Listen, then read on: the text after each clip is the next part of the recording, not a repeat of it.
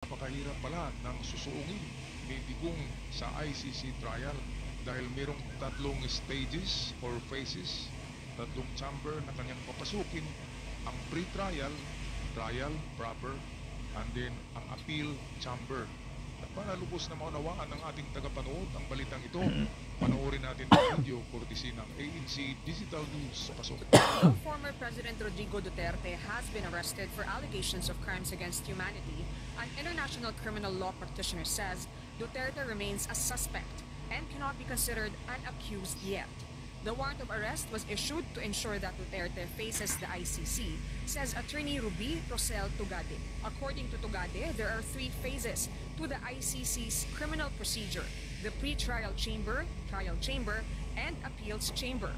Under the pre-trial chamber, the initial proceedings or first appearance will commence. Upon surrender, yung pre-trial chamber will make sure that, or will satisfy itself, inform yung person of the crimes that he or she allegedly committed, ano yung mga rights niya under the statute. The confirmation of charges hearing may then proceed. Hindi pa po ito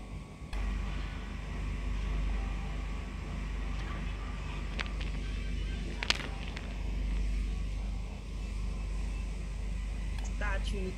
The confirmation of charges hearing may then proceed. Hindi pa po ito pagdedetermine ng guilt or innocence ng isang tao sa ICC. Po pwedeng sabihin ng korte, okay, we confirm the charges, crimes against humanity for these acts, for this period of time. We confirm that this person should proceed to trial as an accused. Other scenario, during the confirmation of charges hearing, the court can say after the end of that hearing, we will not confirm the charges. Tugade explains the ICC may also order the Office of the Prosecutor to gather more evidence or amend the charges against Duterte. Duterte will be considered an accused if the case moves to the trial chamber where evidence and witnesses may be presented and motions filed. Napaka-importante pala mga kababayan, mga kagulin boy, itong confirmation charges na mangyayari sa September 23 dahil doon na talaga i-confirm at mag-present ng mga materials, mga documents. At mahaba-haba pala ito. Siguro aabutin ng 2 taon ang trial na ito kasi maraming chamber trial chambers. And then kapag matalo si Digong sa trial chamber ay mayroong pangatlong chamber, ito yung appeal chamber kung saan pwedeng maghain ng reklamo o petisyon ang counsel ni Digong sa ICC. Pero sa ginagawa nila ngayon, na ginagalit nila ang ICC, nagproprotesta sila sa ICC, nagbabas, nagpo-post sa social media, Facebook, Twitter, kung saan-saan, inaaway ng mga DDS ang mga judges at prosecutor ng ICC, kaya baka magkaroon ito ng bias.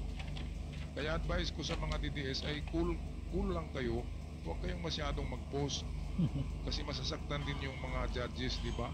At magkaroon sila ng galit sa inyo at mapunta yan sa kay Digong. Kaya cool lang kayo. Ang maganda dyan ay i-praise nyo ang taga-ICC, i-praise nyo na maganda sila, mabait, fair trial ang ginawa, ganyan, para magiging neutral lamang ito. Pero kung inaaway nyo ay lalo na galit yan kay Digong, di ba? Ay talagang mapahamak ang inyong idol doon sa ICC. Mas lalong nakulong. Baka hindi na mabigyan ng liberty, di ba? Kaya hinahinay lang mga kapatid na DDS sa pagbabas sa mga taga-ICC. Napakadelikado ng mga tao yan. Hindi yan makukuha sa joke. Yung lahat ng sinabi ni Digong sa Congress, naka-record na yun. At under oath siya doon. Lahat ng sinasabi niya sa Congress noon ay under oath. Kaya ginagamit yun ngayon na ebidensya ng ICC. Yung mismo galing sa sa akusado na sinasabi ay magagamit against sa kanya. Nasa Miranda rights ang ganyan na anything you said will be used against you. Ganyan yan. Kaya yung mga sinasabi ni Digong na ikaw ba to, DPS ka rin, death squad, commander, totoo yun. Magiging na yun, magiging ebidensya na yun. Kaya lagot si Bato. Alright, patuloy tayo dito sa balita, pagpapaliwanag kung anong mga Trial Chamber, Pre-Trial Chamber, at Appeal Chamber, kung anong mga ito ay pinaliliwanag dito. After this comes the appeals chamber. If the appeal is not granted, the ICC serves the sentence, which may include reparations for victims. The question is, are there other personalities who may also be ordered arrested? Tugade says, yes. Naku! Andiyan na ang kinakatakutan ni Bato. Bato! Huwag ka kasing manood ng ganitong mga balita. Ito, sinabi kong meron pang mga kasama si Digong na mabigyan ng charges ng ICC. Ang sagot ni Tugade ay yes. Meron. Naku. Halimbawa, ako kung kasama ako dyan, kakabahan na ako eh. Araw-araw ka na kinakabahan kasi ang balita ay palaging progresibo. Hindi umatras ang balita eh. Palaging advance, Saka, sir, progresibo. Kaya yung kaba mo, halimbawa ang kaba ni Bato sa kanyang dibdib ngayon ay parang daga na. Kinabukasan ay malaking daga na yung kaba sa kanyang dibdib. Andin magiging ano na yan, tigre, layon, lalaki ng lalaki. Di ba kaya sobrang kabado ngayon si Bato? Kasama na yung kanyang mga co-perpetrators, yung mga kasama niya sa planong tukhang at nag-implement niyan. Kaya ay naku, ang daming kinakabahan ngayon eh. Maraming kinakabahan. Dahil sa ito na, damay-damay na, di ba? Okay, balik tayo sa balita. Looking at how the ICC has proceeded in other cases, they look to the ones who are on the top of the food chain. By design, the ICC will go after individuals, especially in crimes against humanity cases, who are influential or very much involved in the system of criminality. In the 15-page warrant of arrest against Duterte, the pre-trial chamber said there are reasonable grounds to believe that the elements of the crimes against humanity of murder are met during the relevant period. It further believes Duterte is individually responsible for the crime as an indirect co-perpetrator. The former president will face 3 women judges in the pre-trial chamber. Ito yung mga binabas ng mga judges ng mga DDS. Pati yung website ng ICC, pinasok na at pinagmumura doon ng mga judges. Kaya siyempre mayroong epekto yan, mayroong epekto. Imbes na neutral ang taga-ICC, ay hindi na sa ngayon. Dahil ginagalit nyo eh, huwag nyo kasing galitin yan. Ang mga taong yan ay hindi yan katulad ng Pilipino na makukuha lang sa sa joke-joke, sa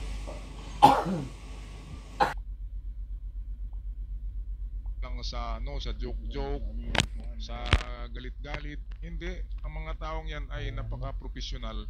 Standard nila European justice. Hindi katulad ng justice natin sa Pilipinas na nababaluktot, nababayaran at na whitewash, di ba? Mga kababayan. Kaya ito, international judges to eh, pinipili to, iba't ibang bansa ito eh. Sa tingin ko, mayroong isang Pilipino diyan, hindi lang natin nakilala. Okay, so ito na yung pinakaano eh. Pinakahihintay natin, ako, abutin daw to ng 1 hanggang 3 taon tong hearing na to eh. Wala na. Kung abutin pa yan kahit 1 taon, wala na. Kahit yung mga supporters ni Digong dito ay wala na kasi wala nang leader eh. Ay unti-unting sinasabi nga na weather the storm, di ba? Ganito ang pag-weather the storm. Yung pahupain mo ang bagyo, ganito. Napaka-genius ni PBBM eh. Hindi nyo alam eh. Yung nangyari ngayon sa yung kanyang attorney ng chief executive natin, attorney ni PBBM, sino ba yon? Yung umatras ay appointed pala yon ni Digong noon eh. Kaya umatras yung attorney, hindi nawakan ng kaso. Kaya sabi ng Supreme Court, sila na handle niyan. Itong mga issue na ito. Itong issue ng pag-arrest kay Digong. Ko. Yan. Oo. Naku, napakaano talaga ng ngayon ng panahon sa politika dahil sa to eh. Dahil sa pararating na eleksyon ay lalong umiinit talaga ang 700. ang Yung nilalaro natin, 200. bardagulan Ito, sinasabi sa sa salitang Kali, bardagulan na. Itong Love Jelly. Kaya lalong tumitindi eh. Pero itong nangyayari kasi sa ICC ay kakaiba ito. Walang rito ang politics, wala.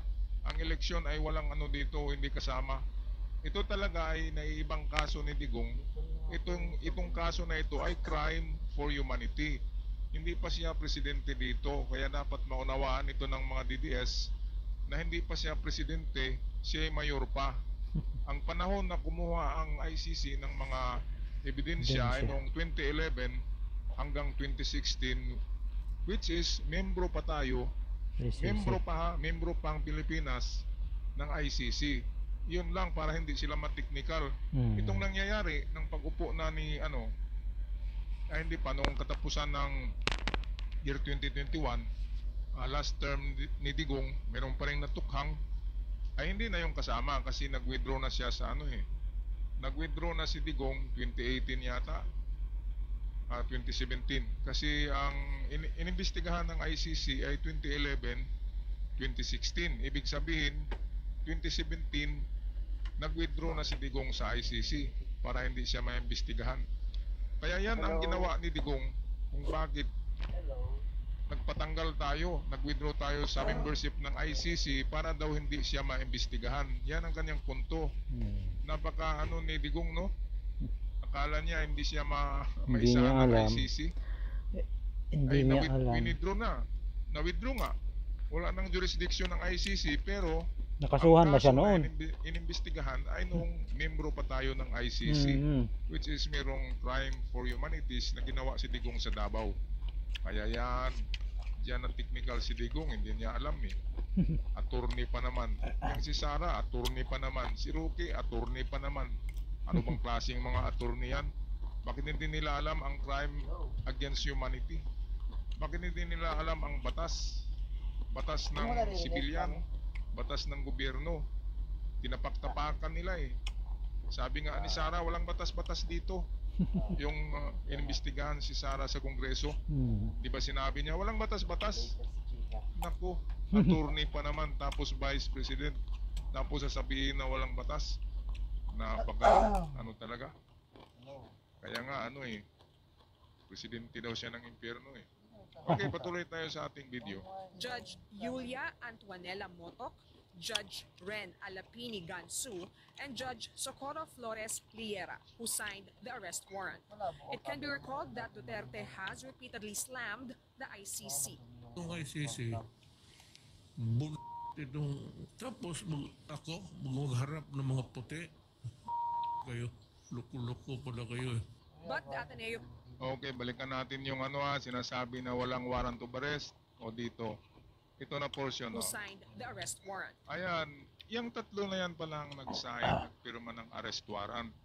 Ngayon, pinapalaki-laki ng mga inulit-ulit ng mga DDS sa kanilang mga posts sa social media na wala daw warrant of arrest. Ano bang wala? Ito nga yung tatlong pumirma eh. Meron alangan naman na ipapakita yan sa sibilyan.